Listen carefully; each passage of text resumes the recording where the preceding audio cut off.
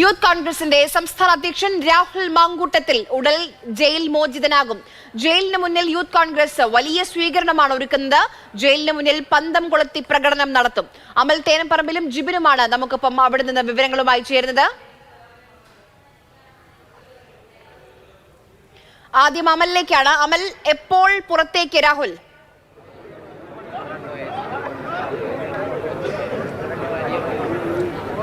രാഹുലിന്റെ ജാമ്യാപേക്ഷയിൽ തീരുമാനമായിട്ട് ഒരുപാട് നേരമായി. പക്ഷേ കോടതിയുടെ സാങ്കേതിക നടപടിക്രമങ്ങൾ പൂർത്തീകരിക്കുന്നതിനായാണ് ഇത്രയധികം സമയം എടുത്തത്. ഇവിടെ ജയിലിന് പുറത്ത് യൂത്ത് കോൺഗ്രസ് പ്രവർത്തകർ തടിച്ചുകൂടിയിട്ടുണ്ട്. അല്പസമയത്തിനകം തന്നെ രാഹുൽ പുറത്തേക്ക് ഇറങ്ങും എന്നുള്ളതാണ് മനസ്സിലാക്കാൻ കഴിയുന്നത്. ഈ ചെറിയ സാങ്കേതിക പ്രശ്നം എന്ന് പറയുമ്പോൾ രാഹുലിന് പൊതുമുതൽ നശിപ്പിച്ചതുമായി ബന്ധപ്പെട്ട് സെക്രട്ടേറിയറ്റ് മാർച്ച് കേസിൽ കോടതി പിഴ ചുമത്തിയിരുന്നു. ആ പിഴ എന്ന് പറയുന്നത് 1316 രൂപയാണ്. പക്ഷേ ഈ കോടതി നടപടികൾ പൂർത്തിയാക്കി പുറത്തേക്ക് ഇറങ്ങി പിന്നീട് പിഴയടയ്ക്കാനായി പോകുന്ന ഘട്ടത്തിൽ ട്രഷറി അടച്ചു പോകുന്ന സാഹചര്യം ഉണ്ടായി. പിന്നീട് കോടതി ജഡ്ജിയുടെ വസതിയിലെത്തി പ്രത്യേക അഫിഡവിറ്റ് സമർപ്പിച്ച ശേഷമാണ് ഇപ്പോൾ ജാമ്യ ഉത്തരവുമായി ജയിലിലേക്ക് എത്താൻ കഴിഞ്ഞിട്ടുള്ളത്. അല്പസമയത്തിനകം തന്നെ രാഹുൽ പുറത്തേക്ക് വരും എന്നുള്ളതാണ് മനസ്സിലാക്കാൻ കഴിയുന്നത്. രാഹുലിനെ ഒരു സ്വീകരണം ഒരുക്കാനായി സംസ്ഥാനത്തിന് ഉടനീളമുള്ള യൂത്ത് കോൺഗ്രസ് പ്രവർത്തകർ ഇവിടേക്ക് എത്തിയിട്ടുണ്ട്. ഇന്ന് യൂത്ത് കോൺഗ്രസ് ഒരു സെക്രട്ടേറിയറ്റ് ഒരു നൈറ്റ് മാർച്ച് പ്രഖ്യാപിച്ചിരുന്നു. അതിനാൽ തന്നെ വലിയ തോതിലുള്ള പ്രവർത്തക പങ്കാളിത്തം യൂത്ത് കോൺഗ്രസിനെ സംബന്ധിച്ചിടത്തോളം ഇന്നുണ്ട്. അല്പസമയത്തിനകം രാഹുൽ വരും. അതിനുള്ള ക്രമീകരണങ്ങളും ഇവിടെയുണ്ട്. യൂത്ത് കോൺഗ്രസ് സംസ്ഥാന ഉപാധ്യക്ഷൻ അബിൻ വർക്കിയുണ്ട്. അബിന് എത്ര സമയത്തിനുള്ളിൽ രാഹുൽ വരും? എന്താണ് ഇങ്ങനെ വൈകുന്നത്? 15-20 മിനിറ്റിനുള്ളിൽ തന്നെ ഇറങ്ങുമെന്നാണ് നമ്മൾ പ്രതീക്ഷിക്കുന്നത്. ജയിലിൽ നടപടികൾ ഏകദേശം പൂർത്തീകരിച്ചു കഴിഞ്ഞു.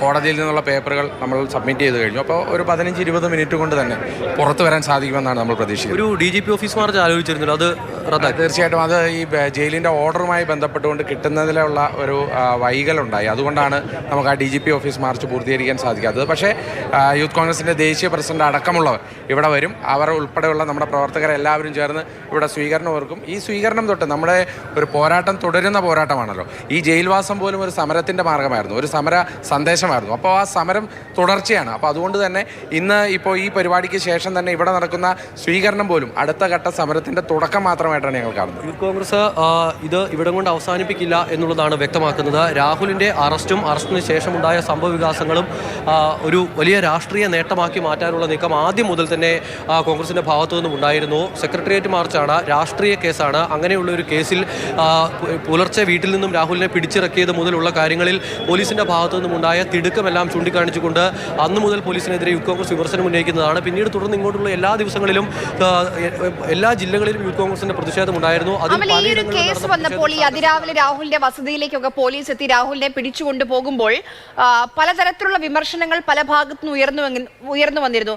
പ്രത്യേകിച്ച് ഇടത് ക്യാമ്പുകളിൽ നിന്ന് പോലും രാഹുലിന്റെ പൊളിറ്റിക്കൽ ഗ്രാഫ് മാറ്റും ഈ കേസും ഈ ജയിൽവാസവും എന്ന് വിലയിരുത്തിയവരുണ്ട്. ആ തരത്തിൽ പുറത്തേക്ക് വരുമ്പോൾ യൂത്ത് കോൺഗ്രസ് അധ്യക്ഷന് ആ തരത്തിലുള്ള ഒരു സ്വീകരണമാണോ അവിടെ പുറത്ത് ഒരുക്കുന്നത്?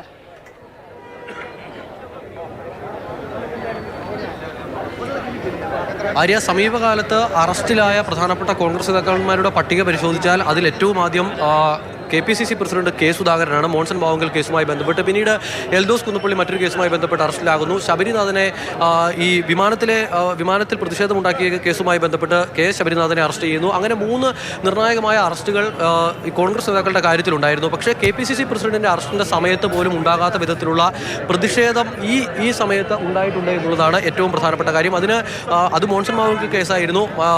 മറ്റുള്ള 2 കേസുകളും, ഈ ശബരിനാഥിന്റെ കേസ് ഒഴികെ മറ്റു 2 കേസുകളിലും പ്രത്യക്ഷത്തിൽ സമരരംഗത്തേക്ക് ഇറങ്ങാൻ കോൺഗ്രസിന് കഴിയാൻ പറ്റാത്ത പ്രതിസന്ധി ഉണ്ടായിരുന്നു. പക്ഷേ ഈ ഒരു കേസിൽ അങ്ങനെയല്ല. ഈ കേസിൽ ഇതൊരു രാഷ്ട്രീയ കേസായതിനാൽ തന്നെ ഇതിൽ മാക്സിമം രാഷ്ട്രീയ മുതലെടുപ്പ് നടത്തുക എന്നൊരു നീക്കം കോൺഗ്രസ് കൃത്യമായി തന്നെ നടത്തിയിരുന്നു. അത് ഒരു പരിധിവരെ വിജയം കണ്ടു എന്നുള്ളത് തന്നെയാണ്.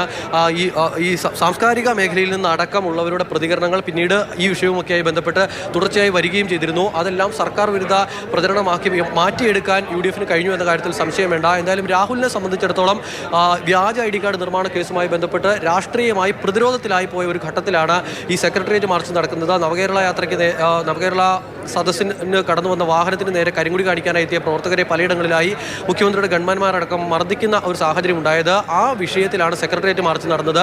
സ്വാഭാവികമായും അന്ന് മാർച്ച് നടന്നപ്പോഴത്തെ അവസ്ഥ നമ്മൾ കണ്ടതാണ്. തിരുവനന്തപുരം സമീപകാലത്തൊന്നും കാണാത്ത വിധത്തിലുള്ള വലിയ ഒരു അക്രമ പരമ്പരയായിരുന്നു.